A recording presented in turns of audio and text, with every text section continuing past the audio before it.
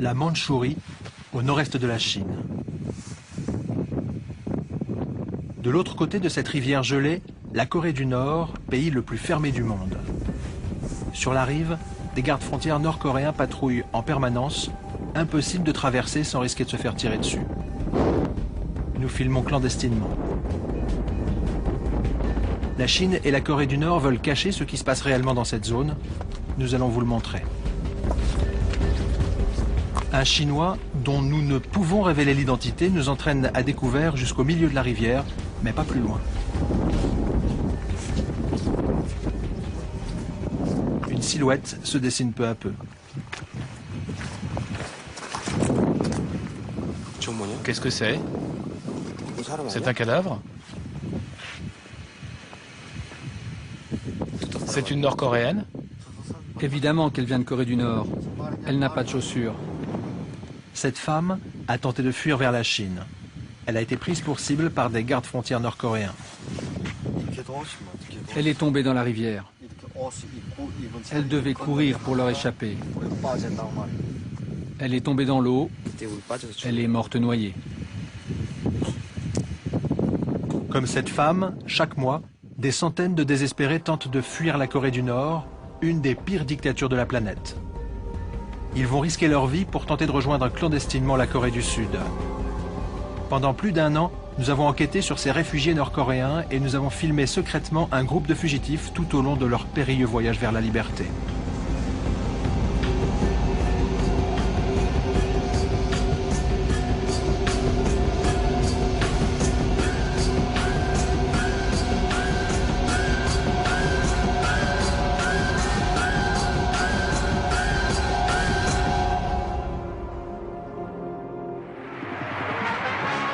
À la tête de la République démocratique populaire de Corée du Nord, Kim Jong-il, un dictateur qui finance son programme nucléaire en affamant son peuple. En Corée du Nord, les journalistes étrangers sont interdits. Ces images ont été tournées clandestinement il y a quelques années par des Nord-Coréens. Dans le pays, la situation est dramatique. Sur les marchés, on ne trouve presque plus rien à manger. Il y a 10 ans, une famine a fait 2 millions de morts. Aujourd'hui, l'histoire se répète. Pour manger, ces enfants fouillent les poubelles. La situation est telle que certains sont prêts à tout risquer pour fuir le pays.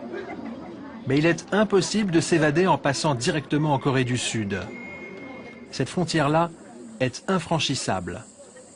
C'est la DMZ, un no man's land de 248 km de long sur 4 de large, où depuis 50 ans, les armées des deux pays frères se font face. De chaque côté, des champs de mines et des miradors. Côté nord-coréen, 700 000 soldats sont massés le long de la frontière. Côté sud, ils sont 410 000. Pour les fugitifs, une seule solution, passer en Chine par la frontière nord, traverser le pays jusqu'au Laos, pour finalement atteindre la Thaïlande, le seul pays d'Asie du Sud-Est qui laisse les réfugiés nord-coréens rejoindre Séoul. Un détour de 10 000 km. Nous sommes en Chine, sur les berges de la rivière Tumen. Nous avons rendez-vous avec un passeur nord-coréen. Pour faire traverser les fugitifs en toute sécurité, il a acheté la complicité des gardes-frontières. Ce soir, il doit faire passer une femme. Nous filmons la dérobée. Dans un froid glacial, le passeur émerge de l'obscurité. Il arrive de Corée du Nord. Il est nu, il a emballé ses vêtements dans un sac en plastique pour qu'il reste sec afin de ne pas se faire repérer lorsqu'il retournera chez lui. Il est manifestement seul. La femme qu'il devait faire passer n'était pas au rendez-vous.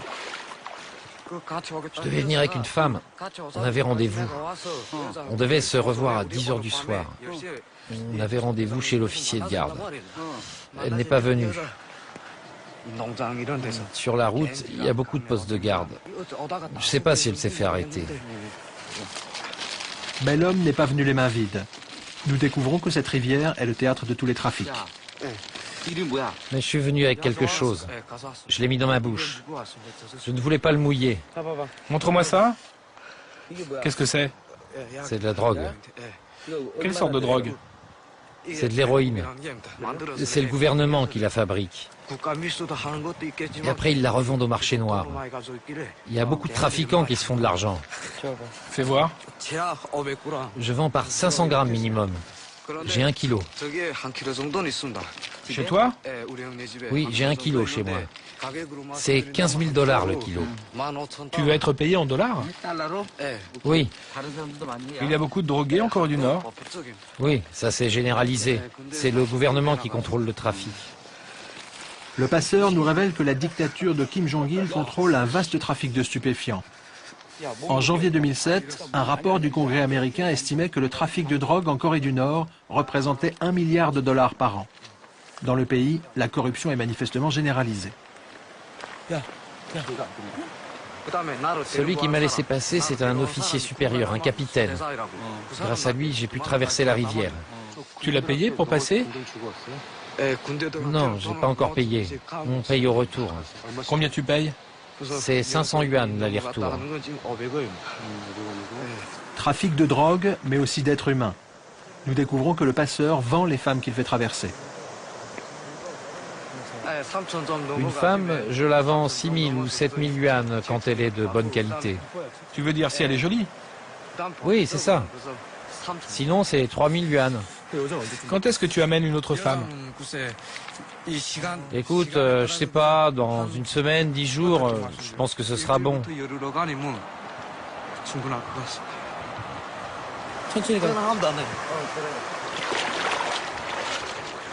Un rendez-vous est pris pour la semaine suivante.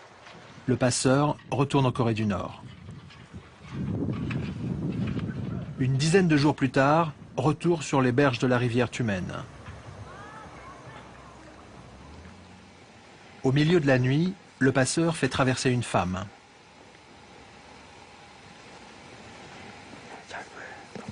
Je les vois bien. Ils traversent. Ils sont encore loin. Côté chinois, un homme s'approche, c'est un proxénète. Ils traversent. Ils sont presque au milieu. Ça s'est bien passé. Ils ont réussi.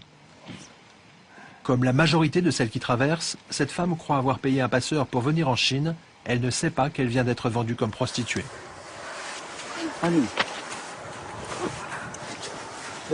Quel âge as-tu? J'ai 25 ans. Comment tu t'appelles? Ansil. C'est Unsil? Oui. Mets tes habits, il fait froid. Désormais, Unsil va devoir travailler pour le proxénète chinois. Pour la libérer, nous payons la somme qu'il réclame, 500 €. Tu peux compter? Il y a 5 000 yuan. 5 000 yuan? Vas-y, compte. 24, 25, 26. Il ne faut pas s'attarder. Nous emmenons Unsil dans notre voiture. Si la jeune femme était prête à tout pour venir en Chine, c'est parce que chez elle, c'est la famine. Ma mère est devenue aveugle petit à petit parce qu'elle n'avait pas assez à manger. Il n'y a rien à manger là-bas. Elle est devenue aveugle. Tu viens pour gagner de l'argent pour l'envoyer chez toi? Oui. On est nombreuses à traverser. Il y en a beaucoup d'autres? Oui. La jeune femme ne tient pas à être filmée. Elle a peur de se faire repérer à cause de la caméra. Nous roulons pendant 50 km et nous la quittons à Yanji, la ville chinoise la plus proche de la frontière. C'est la capitale du Yanbian, où vit depuis des siècles une forte communauté sino-coréenne. Dans la région, il y aurait près de 300 000 clandestins nord-coréens. Les 2 tiers sont des femmes. Elles se prostituent souvent dans les salons de massage de la ville. La preuve, en caméra cachée. Il y a des Coréennes ici? Oui, elles sont là. Venez, j'ai 2 Coréennes. Elles sont juste là. Vous voulez un massage? Combien ça coûte? 100 yuan. Est-ce que tu viens de Corée du Nord? Oui, je viens de Chunjin. À l'autre bout de la ville, une réfugiée nord-coréenne a échappé au proxénète. Elle est arrivée ici il y a 6 mois. Elle s'appelle Kim Lin. Elle vit recluse dans un petit 2 pièces avec son fils de 15 ans et sa fille, Eun-hee, 23 ans. Kim Lin travaille à domicile. Elle vend ses charmes sur Internet. Tout se passe avec la webcam. Pas de caméra, pas de client. Plusieurs fois par jour, elle se déshabille devant sa webcam.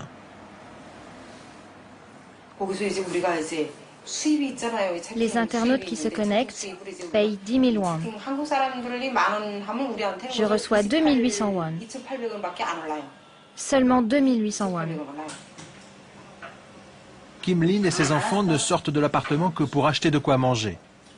En ville, à cause de leur accent nord-coréen, ils risquent à tout moment de se faire dénoncer. Dans la région, la police chinoise traque les clandestins et les reconduit en Corée du Nord. Là-bas, ils subissent le sort réservé aux traîtres. C'est ce qui est arrivé à la fille de Kim Lin, la première fois qu'elle est venue en Chine. C'était il y a 6 mois. Eun-hee a été reconduite en Corée du Nord et torturée dans les prisons de la dictature. Un jour, il y a un garde qui m'a lancé un truc. C'était un tournevis ou quelque chose comme ça. Il me l'a lancé et c'est resté planté dans mon dos. J'ai une cicatrice dans le dos. Il me donnait des coups de pied et m'attrapait par les cheveux et il me cognait la tête contre les murs. En Corée du Nord, les soldats sont sans pitié avec les fugitives, surtout quand elles sont tombées enceintes en Chine. Il y avait une femme qui était enceinte de 7 ou 8 mois. Elle vivait avec un Chinois. Les gardes nord-coréens lui donnaient des coups de pied dans le ventre. Ils disaient qu'elle portait un enfant étranger. Je ne pense pas qu'elle ait réussi à accoucher. Ils l'ont frappée si fort. Ils l'ont frappée dans la pièce d'à côté. On a tout entendu. Quand tu entends des choses comme ça, tu te dis « Pourquoi ma vie est si dure ?» Si j'avais eu un couteau, je me serais suicidée. Je voulais me couper les veines du poignet. Après plusieurs mois de prison, Eun-hee a réussi à revenir en Chine et elle n'a plus qu'une idée en tête, rejoindre la Corée du Sud. Sur Internet, elle a pris contact avec un réseau qui organise les évasions. Une adresse bien connue des réfugiés. Séoul, la capitale du Sud. C'est là que vit l'homme que Eun-hee a contacté via Internet. C'est un pasteur sud-coréen. Conservateur et chrétien évangéliste, Chun Ki-won est responsable du réseau Duriana, une organisation qui a déjà fait sortir plus de 600 réfugiés nord-coréens. Pour bénéficier de son aide, ils ont accepté de se convertir au christianisme. Ce matin, le pasteur chatte avec un de ses protégés qu'il a fait évader aux États-Unis. Il fait froid là-bas? Non, il fait beau. Tous les jours, sur son ordinateur, le pasteur reçoit des dizaines d'appels à l'aide lancés depuis la Chine. Chaque année, il fait évader une centaine de Nord-Coréens. Je reçois les SOS par mail, mais aussi par fax. On m'appelle sur mon portable. Pour chaque voyage, nous mobilisons une vingtaine de membres du réseau. Nous n'avons pas seulement des missionnaires en Chine ou en Corée du Sud, mais aussi en Birmanie, au Laos, au Cambodge et en Thaïlande. Leur évasion, les réfugiés la financent eux-mêmes, environ 2 000 € par personne. L'argent est réparti entre les missionnaires pour payer les passeurs et le voyage.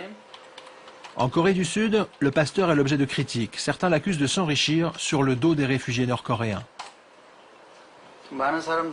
On raconte que je me fais beaucoup d'argent, mais ni le gouvernement sud-coréen ni les Américains ne nous aident.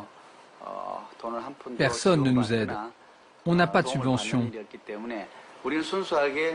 On vit grâce aux dons des particuliers. On ne reçoit pas beaucoup d'argent à la fois. On n'est pas bien riche. Je ne suis pas propriétaire d'une maison. Je vis dans un petit appartement avec toute ma famille.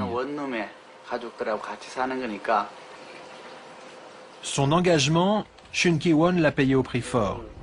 En 2002, il a été arrêté en Chine avec des réfugiés qui l'accompagnaient.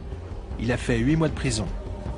Quant aux réfugiés, ils ont été reconduits en Corée du Nord, où certains furent exécutés. Retour chez Eun-hee. Cette fois, c'est son tour de partir pour la Corée du Sud. elle a le droit d'emmener un seul bagage, ce petit sac à dos. Je bourre bien les poches du sac. Si je dois courir, je dois pouvoir attraper mon sac facilement. Si le sac est mal fait, je ne pourrai pas courir assez vite. Tu crois que tu vas devoir courir? Qui sait quand il me faudra courir? Je cours vite. Je sais qu'il va falloir marcher, mais il y a une chose qui nous fait vraiment peur. Ici en Chine, ils ne respectent pas les droits de l'homme. Si on se fait prendre, ça va être un gros problème. C'est ça qui me fait peur. Dernière photo avec son petit frère et sa mère. Eun-hee est la première à partir. Sa famille la rejoindra, si tout va bien. Eun-hee va maintenant quitter Yangji, direction Pékin. Ensuite, elle doit traverser clandestinement la Chine et le Laos, objectif Bangkok en Thaïlande. À tout moment, elle risque d'être arrêtée, expulsée en Corée du Nord et exécutée. Un voyage de 5000 km qui doit durer 10 jours. Si elle réussit, elle s'envolera pour la Corée du Sud, le pays de la liberté.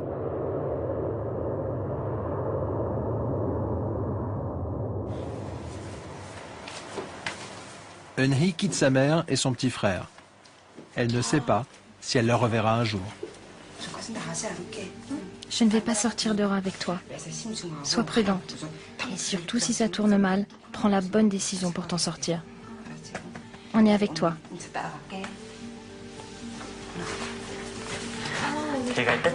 On ne se dit pas adieu, d'accord? Fais attention. Je garderai vos conseils au fond de mon cœur. On va se revoir le plus vite possible. Fais attention, grande sœur. Une fois dans la rue, elle rappelle sa mère pour lui parler une dernière fois. Je t'ai pas bien dit au revoir. Pardon pour toutes mes bêtises. Tout va bien se passer. Ne t'en fais pas pour moi. Prends soin de toi. Maman, je pourrais plus téléphoner. Je vais raccrocher. Adieu, maman. À partir de maintenant, Eun-hee est prise en main par le réseau du pasteur Chun Ki-won. Des missionnaires chrétiens qui préfèrent ne pas se laisser filmer. Direction Shenyang, une ville de 7 millions d'habitants à l'ouest de Yangji. Direction Shenyang, une ville de 7 millions d'habitants à l'ouest de Yangji. Après 7 heures de route, un quartier résidentiel de la ville. Le missionnaire nous amène dans un appartement, une planque où se cachent déjà d'autres réfugiés. Une jeune femme nous ouvre la porte.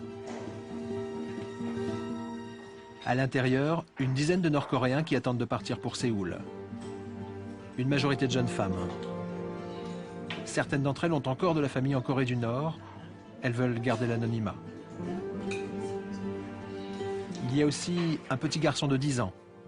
Il s'appelle Min-chul. Tous les jours, il téléphone à sa mère. Elle a déjà réussi à passer en Corée du Sud. Il doit la rejoindre. Cela fait plus de 3 ans qu'il ne l'a pas vue. Je ne suis plus malade. Je vais venir te retrouver. Sois très prudent, mon petit. Au revoir. Min-chul a été élevé par un oncle. Son père était passeur à la frontière nord-coréenne. Tu as toujours ton père? Mon papa, il est mort parce qu'il avait fait quelque chose de mal. Quelque chose de mal? Oui. Je peux te demander ce qu'il a fait? Oui. Mon père, il vendait des gens. Comment? Il vendait des gens. Il vendait des gens? Oui. Quel genre de gens? Je ne sais pas. Il était soldat? Non. Il était quoi? C'était un bandit. Il est mort en traversant la rivière? Il est mort dans la rivière.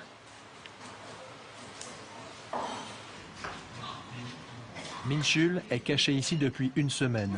Sa mère a économisé les 2000 € pour le faire venir à Séoul. C'est son oncle qui l'a amené au refuge. Le petit garçon ne connaît aucun des adultes avec qui il va partir. Dans une autre chambre, un couple vient tout juste d'arriver avec son petit bébé de 3 mois. Ils ont fui la Corée du Nord pour échapper à une lourde peine de prison.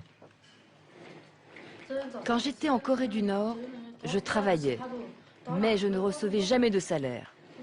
Alors j'ai protesté et j'ai fait grève. Ils voulaient me jeter en prison. Ils voulaient m'envoyer dans un camp pour ça. Des policiers m'attendaient devant chez moi. C'était pas trop dur de traverser la rivière avec le bébé?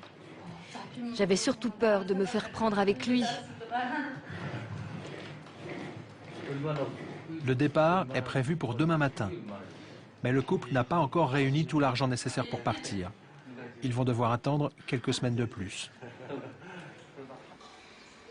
Dernier repas en commun. Nous sommes à quelques heures du départ. La tension monte, on prie, on tente de se rassurer.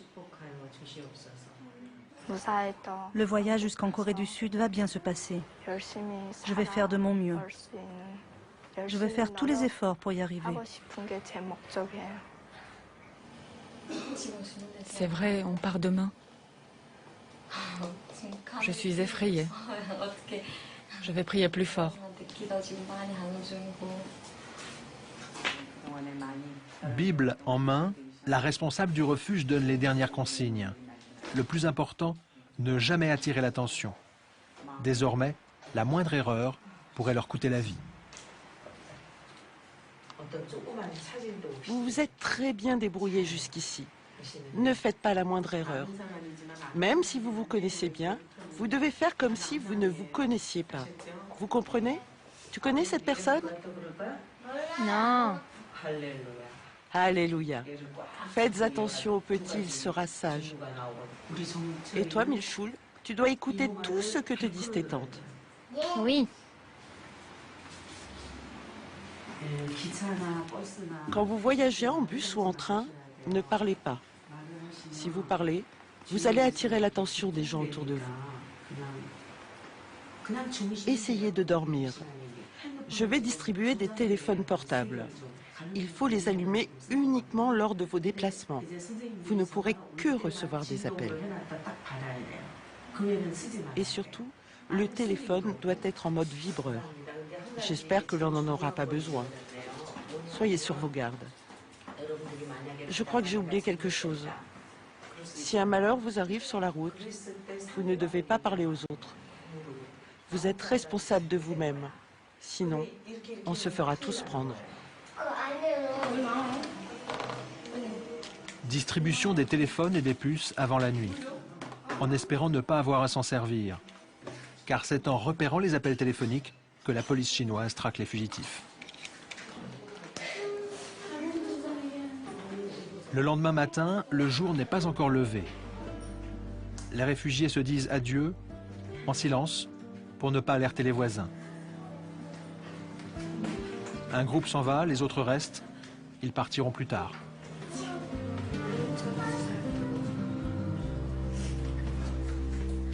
Le groupe de Minchul part en premier. C'est avec lui que nous allons tenter de rallier la Thaïlande. Les réfugiés prennent d'abord un bus qui roule toute la nuit. Au petit jour, arrivés dans la capitale chinoise.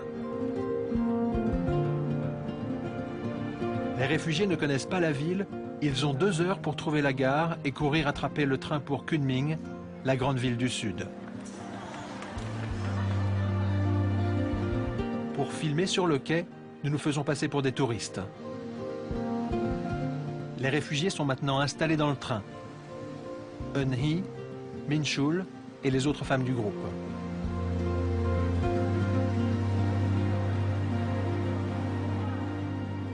Le voyage devrait durer 38 heures. Un périple clandestin de 2500 km à travers la Chine, avec à chaque instant la hantise de se faire arrêter. Pour ne pas se faire repérer, les Nord-Coréens se dispersent dans les wagons. Nous filmons en caméra cachée. Voilà Minchul. S'il dit le moindre mot, les autres voyageurs autour de lui peuvent le dénoncer. Le danger est partout. Dans chaque wagon, un contrôleur qui peut poser des questions. Une autre réfugiée nord-coréenne a rejoint le groupe. Elle a 63 ans, elle s'appelle Lin Park et elle n'ose pas bouger de sa place. Une autre essaye de se réfugier dans les toilettes.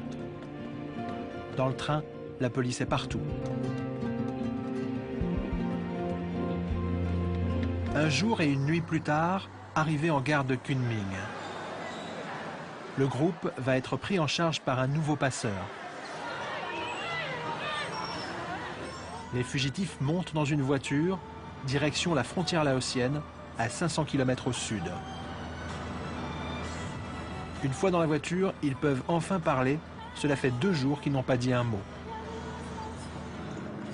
Je veux croire que tout va bien se passer. J'y crois parce qu'il y a tellement de gens qui prient pour moi. S'ils m'attrapent, je me suicide. J'ai tellement peur. Comme les autres réfugiés, Eun-hee a pris avec elle une dose d'opium. Si elles se font prendre, elles ont prévu de se suicider plutôt que de retourner en Corée du Nord. Quand je suis montée dans le train, j'ai eu peur au moment des contrôles d'identité. Je ne sais pas ce que j'aurais fait si je m'étais fait arrêter. Grâce à Dieu, jusqu'ici tout va bien. Même là, je suis morte de peur. On ne sait pas ce qui peut encore arriver.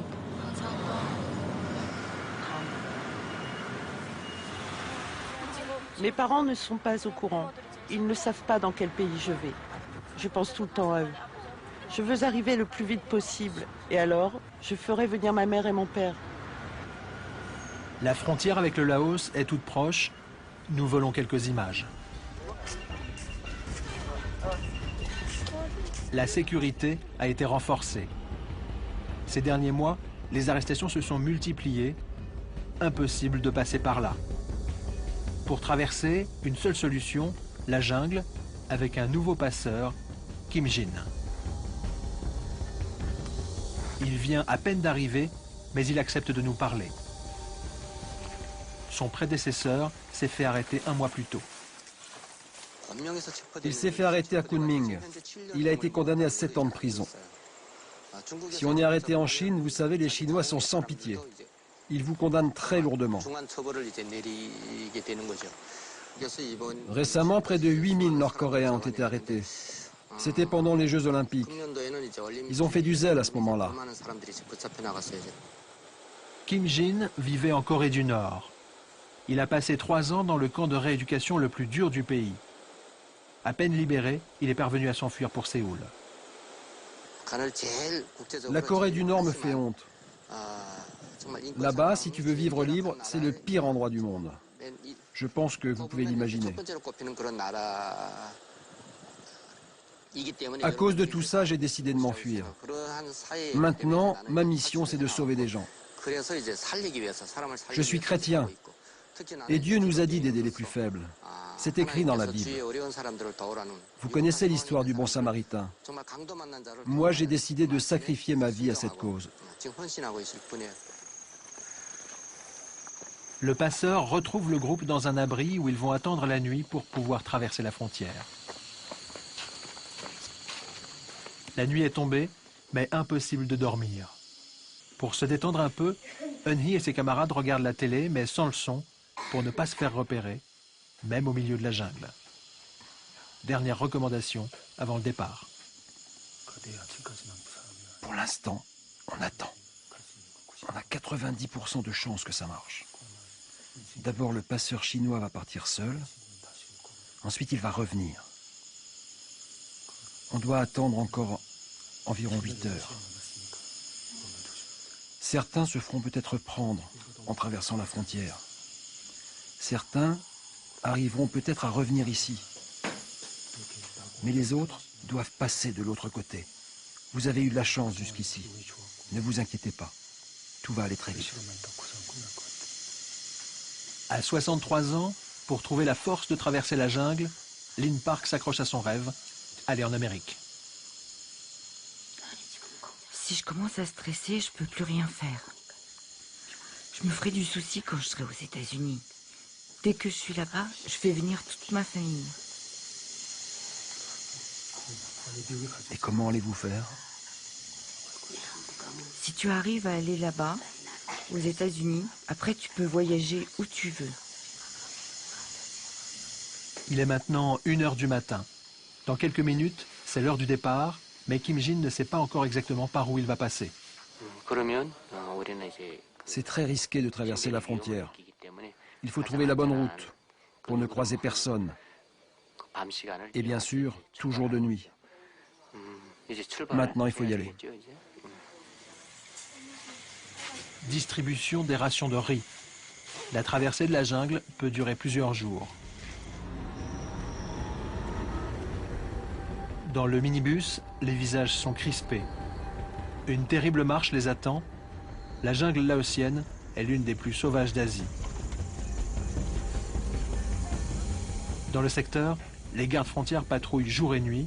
Il faut passer coûte que coûte au Laos sans se faire repérer. On y va doucement. Il n'y aura pas de problème.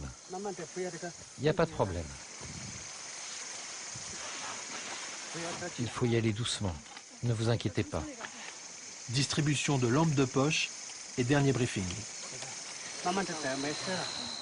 La grand-mère est âgée. Elle ne marche pas très bien. Vous vous occupez de la grand-mère, je m'occupe du gosse. N'ayez pas peur, hein. Il y a des sangsues, mais c'est la petite bête qui aura peur de vous. Il reste une seule patrouille à éviter, après on sera tranquille. Il faut que tout se passe bien, alors attachez bien vos chaussures. On attache les chaussures et on ferme les pantalons contre les sangsues. Si tout va bien, dans une dizaine d'heures, Lin Park, Eun Hee et les autres seront au Laos. Le passeur prend la tête du convoi. On va bientôt éteindre les lampes de poche. Pour se rassurer, tout le monde se tient par la main. Mais dans le noir et sans GPS, difficile de trouver son chemin.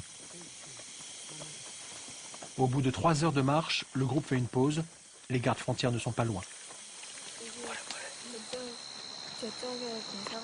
Si on va par là, il y a des gardes frontières. Si on prend l'autre itinéraire, il n'y aura personne. Mais c'est plus long.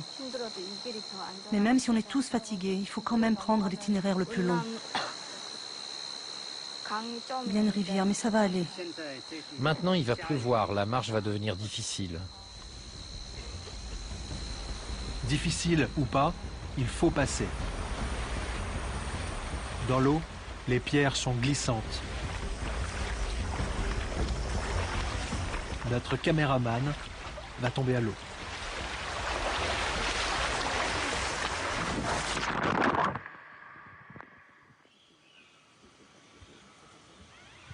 Le lendemain matin, à l'aube, Min Chul et ses compagnons sont toujours au cœur de la jungle. Notre caméra est trop humide, elle tombe en panne. Nous utiliserons désormais une caméra de secours. Il est 6 heures du matin, tout le monde se repose et pense ses plaies. Les pieds en ce moment, c'est ce qu'ils ont de plus précieux, car la route du Laos est encore longue. C'est où le Laos? Le Laos, c'est par là. Vous êtes encore en Chine. Pas de chance pour vous. Mais il y a 2 guides qui doivent venir. Oui, mais ils sont encore en Chine. Normalement, ils doivent arriver vers 16 heures pour nous faire traverser. Il faut encore attendre à peu près une demi-heure.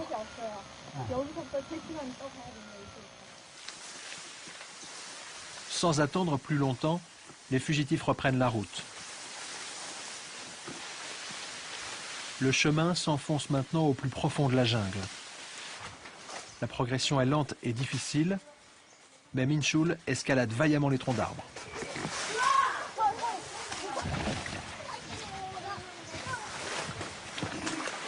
Le groupe va marcher encore 8 heures.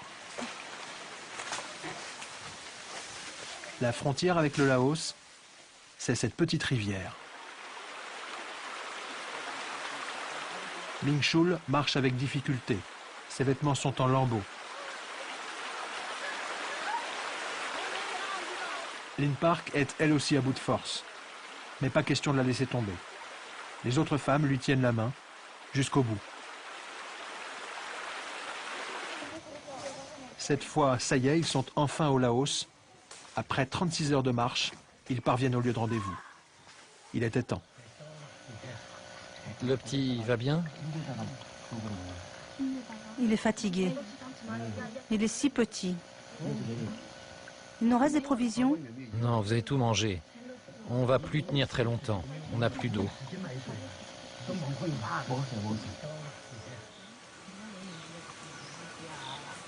Le guide laotien n'est pas encore arrivé. Encore quelques minutes de patience et tout à coup, le feu vert est enfin donné. Ming Shul se précipite. Un minibus les attend. Il faut faire vite. S'ils se font arrêter, ici aussi, ils seront expulsés vers la Corée du Nord et risquent l'exécution. Ils sont au Laos, mais ils ne sont pas encore libres. Il leur reste encore plus de 1000 km à parcourir avant d'arriver à Bangkok, capitale de la Thaïlande. Au même moment, à 4500 km de là, à Séoul, le pasteur Chun Ki-won s'envole pour la Thaïlande. Il veut accueillir lui-même les réfugiés, s'ils arrivent jusque-là.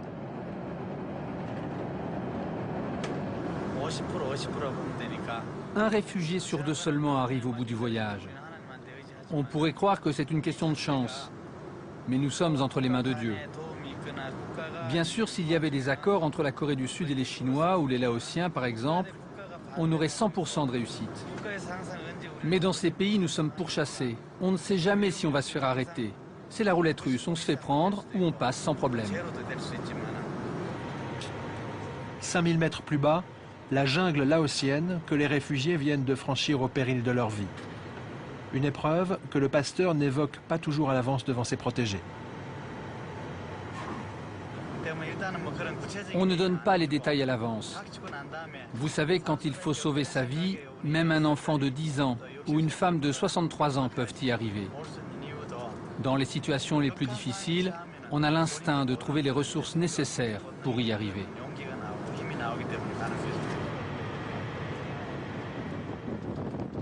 Au Laos, le périple continue. Encore une journée et une nuit de route avant d'arriver à la frontière thaïlandaise, si tout va bien. Les réfugiés se font désormais passer pour des touristes sud-coréens.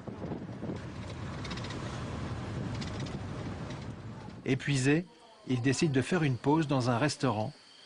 Min Shul est malade.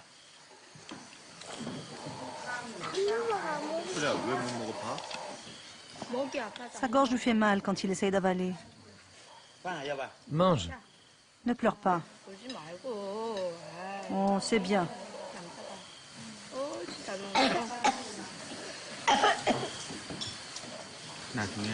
Garde-en pour plus tard. On va le nourrir doucement, petit à petit.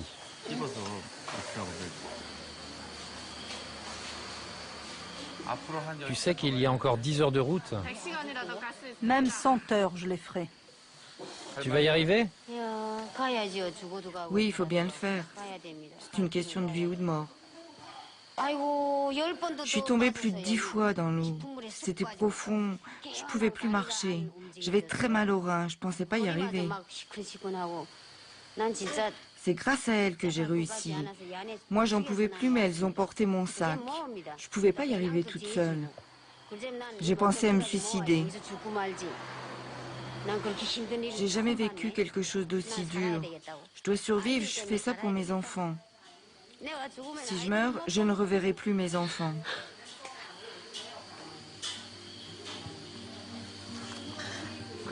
Heureusement, j'ai eu la force d'arriver ici. Cela fait maintenant 7 jours qu'ils ont quitté l'appartement dans lequel ils étaient cachés à Shenyang. L'épuisement gagne.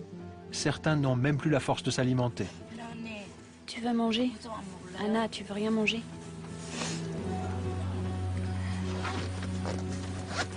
Et toi? Est-ce que ça va? Ça va aller, laisse-moi dormir. Eun-hee a la nausée.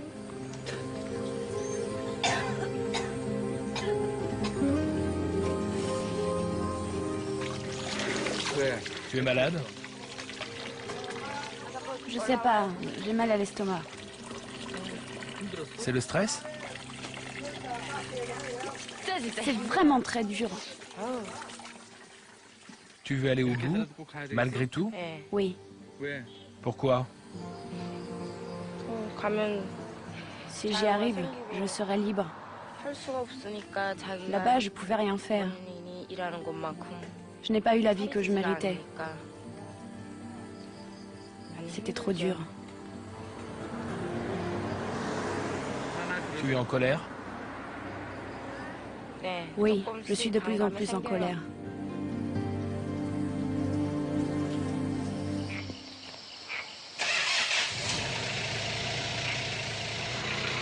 La nuit tombe, le minibus repart. Une dernière épreuve les attend, à 50 km de là, la traversée du Mekong. C'est le fleuve qui marque la frontière avec la Thaïlande. Un nouveau passeur arrive. Eun Hee descend la première. Encore quelques pas avant d'atteindre la frontière, le Mekong. De l'autre côté du fleuve, les lumières de la Thaïlande, la liberté est toute proche. Ce bruit, c'est celui d'une pirogue à moteur, une patrouille laotienne qui passe à une dizaine de mètres du groupe. Les réfugiés attendent que l'alerte soit passée. Je me demande encore si on va passer. Je ne sais pas si je vais y arriver. Une fois de l'autre côté, j'espère que tout sera fini.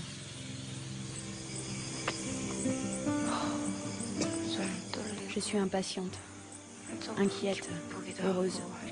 Je suis très nerveuse.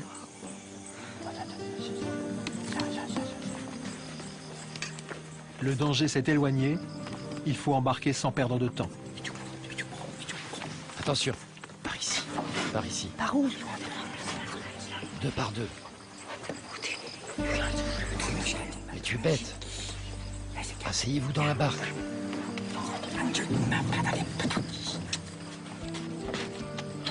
Dépêche-toi. Asseyez-vous, j'ai dit assis.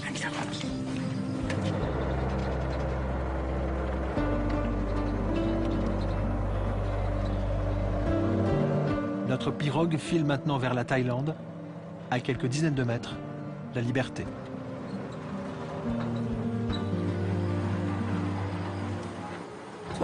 Descendez, un par un. Vous allez me rendre fou.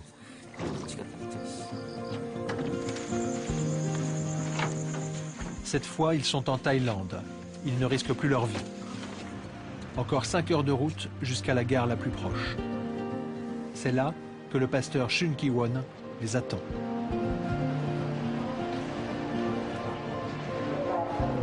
Eun Hee et ses camarades ne réalisent pas encore qu'elles sont libres.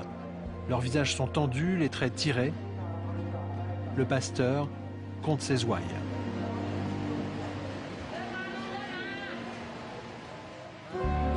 Ce n'est qu'une fois dans le bus qu'elles vont laisser enfin éclater leur joie.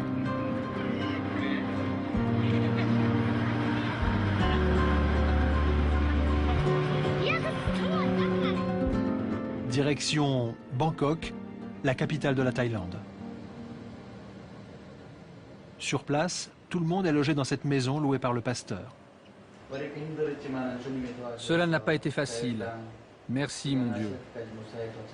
C'est grâce à toi que nous sommes arrivés sains et saufs. Aujourd'hui, nous voulons remercier tous ceux qui nous ont aidés. Nous les remercierons toute notre vie. Lorsque nous irons en Corée du Sud, aide-nous à réaliser nos rêves et nos espoirs. Nous n'oublierons jamais ton amour. Amen. Après la prière, Min-chul rassure sa mère qui l'attend à Séoul. Je suis arrivée. Je suis arrivée. Je suis bien arrivée. Lin Park, elle, appelle ses enfants. Ne vous inquiétez plus, d'accord? On y est arrivés tous ensemble, on s'est serré les coudes, on a porté nos sacs ensemble. On a failli mourir ensemble, on a besoin les uns des autres. Je suis bien arrivée. Ça s'est bien passé.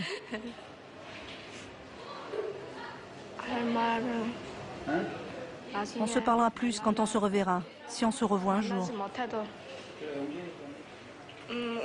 Oui, je suis heureuse d'être enfin arrivée. Je suis à Bangkok, en Thaïlande. Maman, je suis désolée. Tu t'es pas fait trop de mauvais sang? Merci pour toutes tes prières.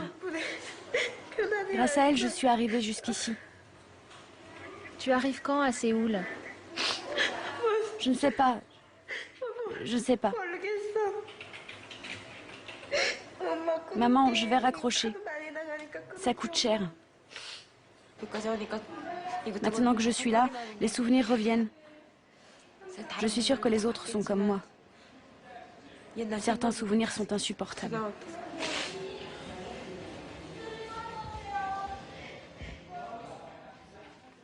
Le lendemain matin, les jeunes femmes se disent adieu. En 10 jours, elles se sont liées à vie. On reste en contact. Je suis désolée. Fais attention. Ensemble, elles ont parcouru 5000 km, bravé la police chinoise, les gardes frontières, la jungle et les délateurs. À présent, elles partent par petits groupes vers l'ambassade de Corée du Sud pour y demander l'asile politique. Pourquoi tu portes ça? Je t'ai dit de me le donner. Mais non, ce n'est pas la peine. On monte tout ensemble? Oui, tout le monde. Eun-hee est nerveuse, mais elle n'a rien à craindre. La Corée du Sud accepte tous les réfugiés nord-coréens qui se présentent à l'ambassade.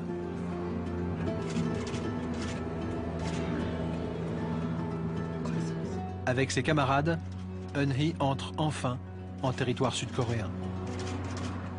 Comme elle, en 2008, 2770 Nord-Coréens ont réussi la grande évasion jusqu'à Séoul. Séoul, quelques mois plus tard. Les réfugiés vivent aujourd'hui dans une mégapole ultramoderne de 10 millions d'habitants.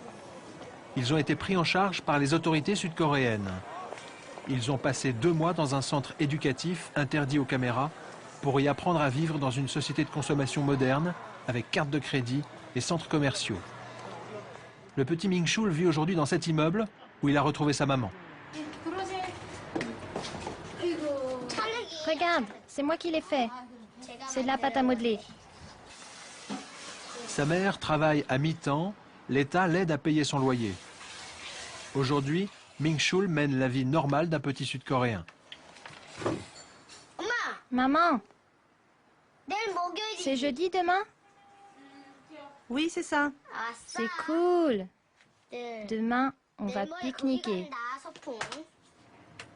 Il est inscrit à l'école, il fait ses devoirs sur son ordinateur et il est fier de montrer sa photo de classe. Où es-tu sur la photo? Je suis là.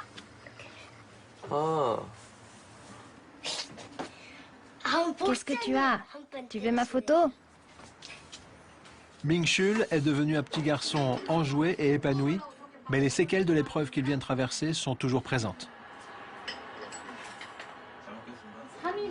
Quand il est arrivé ici, les 3 premiers jours, il était malade. Il avait beaucoup de fièvre. On est allé chez le médecin. Il avait vraiment mal. C'est à cause du voyage. Toutes ces heures de route en voiture, ça l'a rendu malade. Depuis, ça va mieux. Mais il refuse toujours de monter en voiture. Il est quand même encore stressé. C'est difficile pour lui à cause de la langue. Le sud-coréen est différent.